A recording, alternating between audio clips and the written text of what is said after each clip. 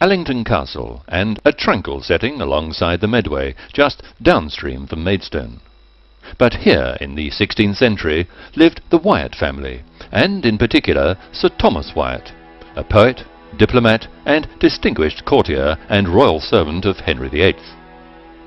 His poetic skills were often addressed to his local admirer, Anne Boleyn, before she caught the eye of Henry VIII.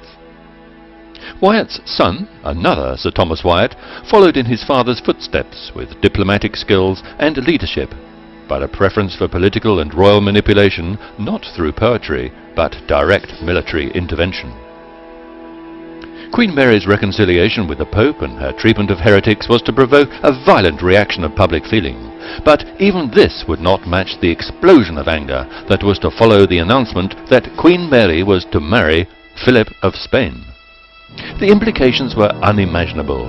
The Spanish Inquisition in England ruled by Spain.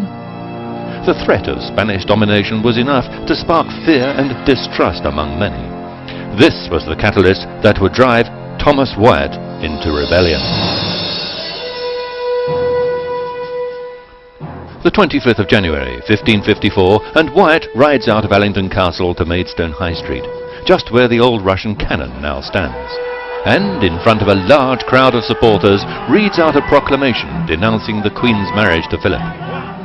Shall we have Spain on the throne and in Parliament? Spain in our ships, in our forts, in our houses, in our beds? Support quickly mounted.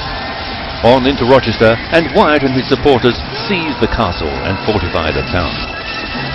Then towards London, even a contingent of forces sent by Queen Mary to crush the rebels all desert and join Wyatt and his men in their common cause. On to Dartford, Blackheath, and Southwark, and into range of cannon fire from the Tower of London. But Wyatt's entry into the city is blocked at London Bridge. With all bridges broken down, an immense detour via Kingston finally brings Wyatt to the city outskirts. But already poor discipline and fatigue among Wyatt's men proves decisive. Outmaneuvered, outnumbered, Wyatt finally surrenders at Ludgate. Removed to the Tower of London, he is tortured, tried, and beheaded.